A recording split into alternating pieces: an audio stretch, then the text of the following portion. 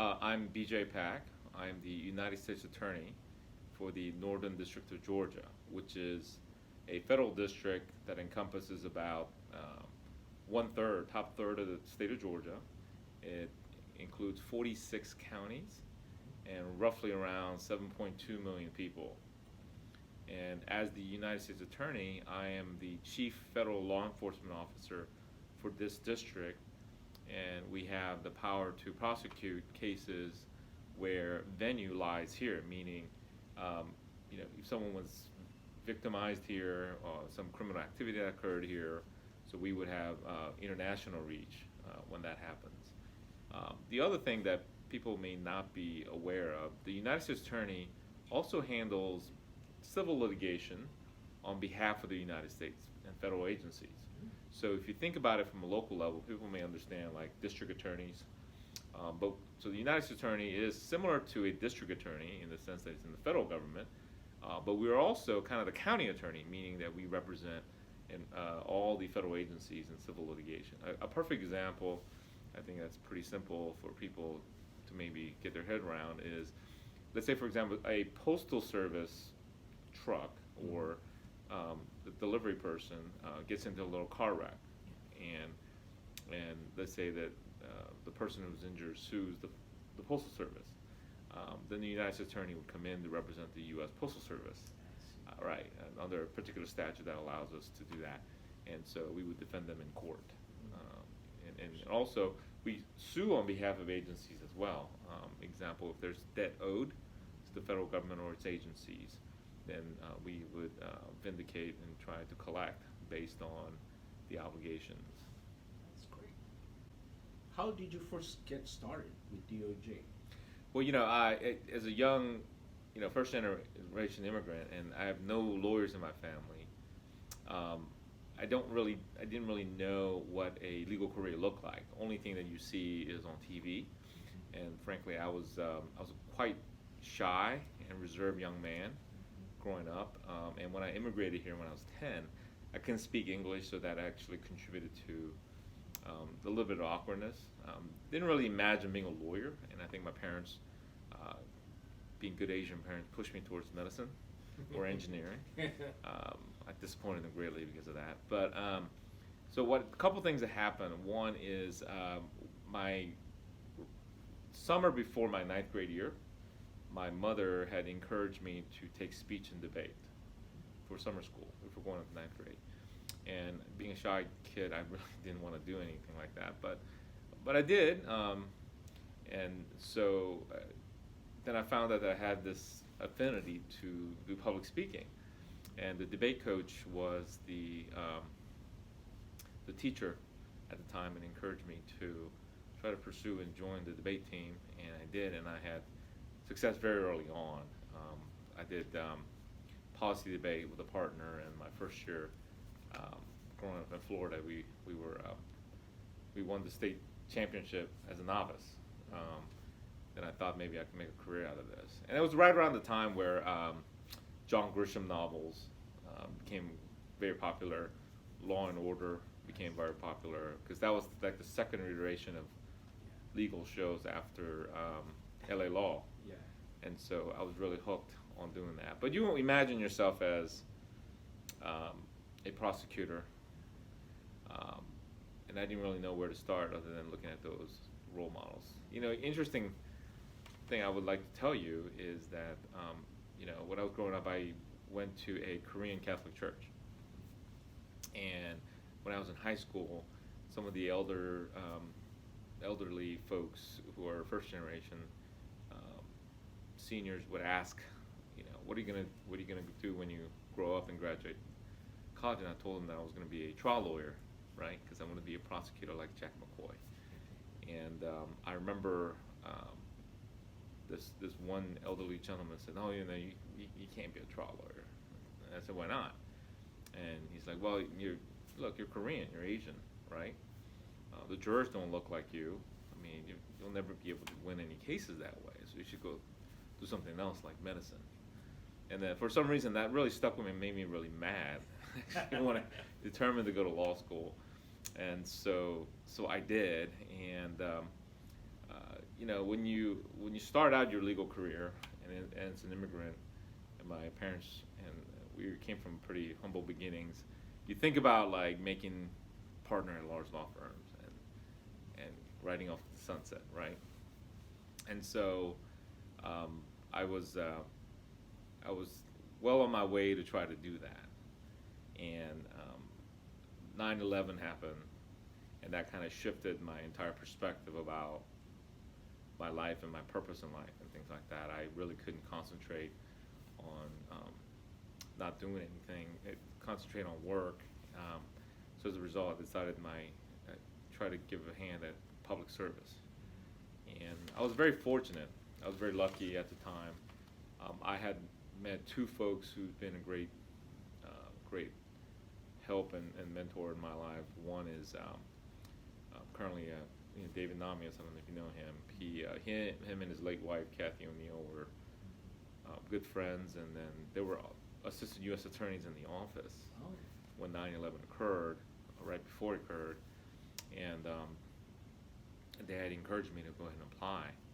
And Dave, after 9/11, went up to District of Columbia to kind of help, the terrorism cases. And then Kathy, who's here as an assistant U.S. attorney, encouraged me to apply, and so I did. And I was fortunate to be selected as one of the hires after 9/11, and that was in 2002. Yeah, that's a long way to tell you. Like that's how I ended up in the Justice Department. Interesting. So while you were assistant DA from 2002 to 2008, what type of cases were you involved with, exposed to? Sure. When I first started, I was in the narcotics section, and after going through the training program here, which during the training program you handle a lot of different cases, but I was in the section that investigated and prosecuted drug cartel members or drug traffickers around town, and so I learned a lot. One thing about our city and our district is that when we're not really exposed to the criminal element, we don't know what's going on until I started this job and started reading the reports. You start looking at the city completely differently, right, from a different world. And so I did drug prosecutions for about 2.5 to 3 years, and then I transferred over to the economic crime section, which was the white collar section, like fraud, lying, stealing, and cheating type of cases. And so I handled all kinds of cases in that regard. I remember doing a lot of cases related to the Hurricane Katrina fraud. I did a lot of mail wire fraud, timber fraud, and I was one of those AUSAs that took kind of the not so usual type of case, and I picked like unusual type of cases because I found them very fascinating. And so I used to do cases that related to the international trafficking of arms, intellectual property theft, and I think you kind of know that I had my career case from that career in terms of most widely known case that I've handled. But I've had very, very good experiences as an assistant U.S. attorney. That's probably why I came back to the office, right? And you took a few years off after that, right? Well, more than few. I left the U.S. Attorney's Office in 2008, June 2008, and but I told myself that I would try to continue my public service in some role. I didn't know, and that I never foreclosed the fact that I may come back to the office. But it's more than a few years. I was out 9.5 years in private practice. If you think about that, so lots has changed since then.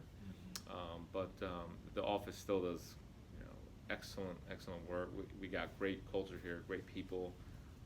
Constantly we see folks who really are true patriots, dedicating themselves and their careers, much sacrifice to their earning potential or the family, just to serve the country. And so it's a great honor to kind of lead this office in this capacity. What advice would you give to a young Asian American who is interested in pursuing a career with the Department of Justice? Well, one thing is you should really try to talk to people who work in the department. The Department of Justice has many different components, And so, being the U.S. Attorney's Office is just one of those components. They do a variety of work and all around the country, all around the world. But the United States Attorneys are the largest kind of group of DOJ lawyers. A quick history: the United States Attorney's Office it's actually older than the Department of Justice. Yeah, so the Office of the United States Attorney was formed back in 1789 by the first act by Congress on the Judiciary Act, and it created the district courts. It created first number of seats on the U.S. Supreme Court. At the time, it was only 6, so it created 6 seats because the Constitution doesn't say anything about how many justices there need to be.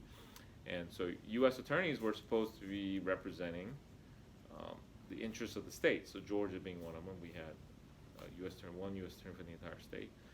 And so in about 80 years after that, they decided that they need to kind of solidify. They need a law firm that represents the country, federal government. So they created the Department of Justice, put the Attorney General as head of the Department of Justice. Prior to then, they weren't.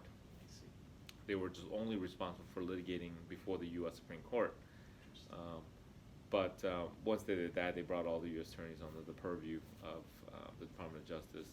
And that's why historically, the U.S. attorneys enjoy a lot of autonomy over the department. So a young lawyer or an Asian American that wants to be a Department of Justice lawyer, I would say talk to DOJ personnel, learn much about it, and kind of the work that we do. And the second thing is a lot of times, I feel like people aim too low. We self-limit what we are willing to do or we're scared to do.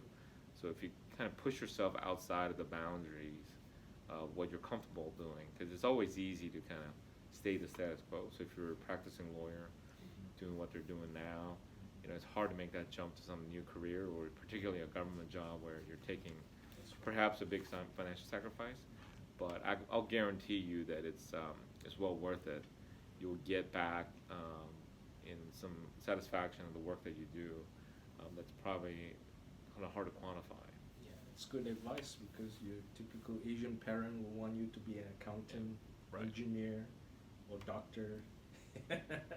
So I think your advice especially is very timely for the millennials, Asian Americans who is starting to think outside the box. Right. And this is like, okay, this is something that you never thought of when, think outside the box, explore the world, Right. explore the possibilities out there. We're seeing it across all industries. If you look at it, traditionally Asian Americans have lagged behind in areas like arts and entertainment, corporate CEOs and leadership roles, politics, and in government. And so we're seeing, progress. We're seeing a lot more folks offering themselves for public office, which I'm very happy to see.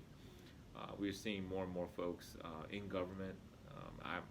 When I was in AUSA, I rarely saw any Korean Americans or Asian Americans that were federal agents, federal law enforcement agents. Now I see them all the time, and in leadership roles, like ASAC roles. ASAC is Assistant Special Agent in Charge, pretty high up in the field division. And it's good to see that, and I think that more and more, to the extent that I can, more and more I'm out there in the public sphere in terms of, when you turn on the TV, I'm doing a press avail where the press reports on a case that our office is doing, and they see an Asian face, right? Yeah. That oh my goodness, there's an Asian American U.S. attorney in Georgia of all places. To the extent that gives them a level of comfort that, hey, I too can do that, and gives them that confidence to go. I think they'll succeed if I'm able to do that. Does the Department of Justice provide any type of scholarship or do any kind of road shows to public schools about introductions, about the career opportunities? Yeah, in law schools they do. In the undergrads, they generally don't. But we have spoken at various organizations and schools that they invite us to. Since we are a law firm, we generally recruit from the law schools. The other thing, Department of Justice is very high profile in a lot of things. So if people keep up with the news, they hear a lot of things that our office and also the department does.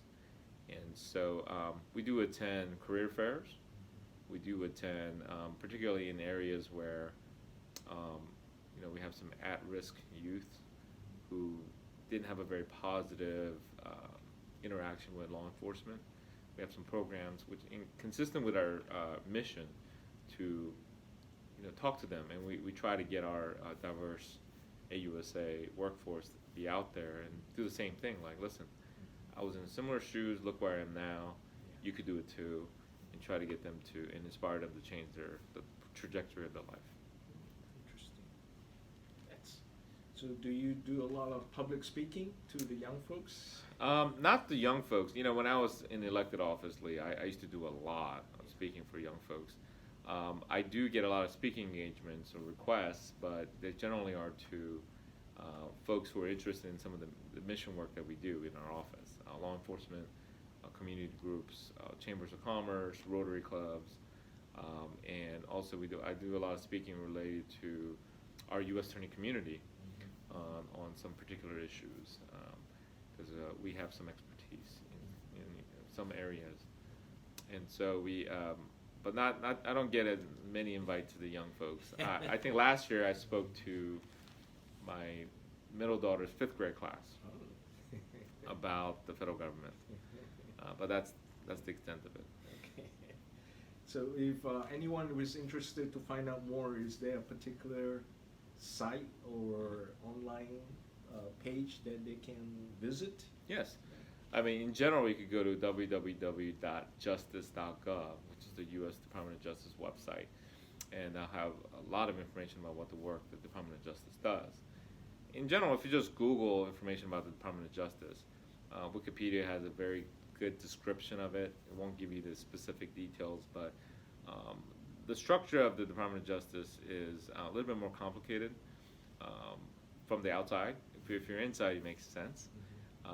And so each of our office and type of cases that we do gets us out in front in terms of all types of law enforcement.